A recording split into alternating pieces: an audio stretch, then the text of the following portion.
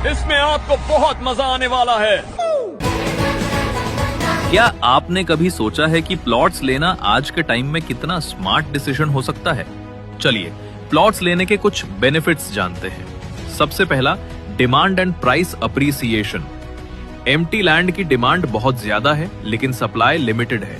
इसी वजह से प्लॉट्स की प्राइसेस जल्दी अप्रिशिएट होती हैं और आपका इन्वेस्टमेंट अमाउंट भी जल्दी रिकवर हो जाता है।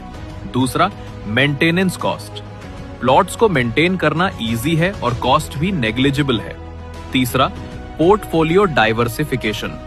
प्लॉट्स को अपने इन्वेस्टमेंट पोर्टफोलियो में इंक्लूड करना एक सेफ और स्टेबल ऑप्शन है, जहां लॉन्ग टर्म में अच्छा रिटर्न गारंटीड है। बाद में प्लॉट महंगा हो जाता है, बाद में पैसे खत्म हो जाते हैं, बाद में प्रॉपर्टी के रेट बढ़ जाते हैं और बाद में सिर्फ पछताना ही पड़ता है। जमीन बेचकर कार खरीद सकते हो लेकिन कार बेचकर जमीन नहीं। 5 साल पहले मेरे पास 2 ऑप्शन थे, 15 लाख का प्लॉट या ईएमआई पे नई कार। मैंने कार चुन ली और शायद वही मेरी सबसे बड़ी गलती थी। आज 5 साल बाद मेरी कार की कीमत सिर्फ 5 लाख रुपए रह गई है, लेकिन जिस प्लॉट को मैंने छोड़ा था वो 15 लाख रुपए से बढ़कर 45 लाख रुपए का हो गया।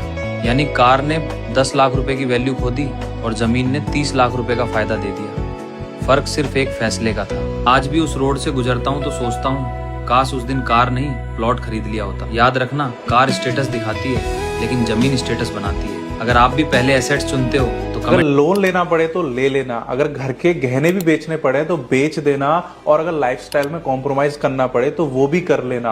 बट अगर प्रॉपर्टी खरीदने का मौका है सामने और थोड़ा हाथ पैर मार के वो खरीद सकते हो तो उस प्रॉपर्टी को जाने मत दो, क्योंकि मुझे आज तक कोई भी ऐसा इंसान नहीं मिला जो ये बोले कि प्रॉपर्टी खरीदने की वजह से मैं बर्बाद हो गया, क्योंकि इससे अच्छा इन्वेस्टमेंट कुछ है ही नहीं। आप खुद सोचो, इस दुनिया के अंदर जो लैंड है वो लिमिटेड है, यानी सप्लाई जो है वो लिमिटेड है, बट प्रॉपर्टी को यूज कौन करता है? इंसान। और पॉपुलेशन हर रोज बढ़ रही है, चाहे वो गांव हो, शहर हो, स्टेट हो या देश हो। तो जब सप्लाई उतनी ही है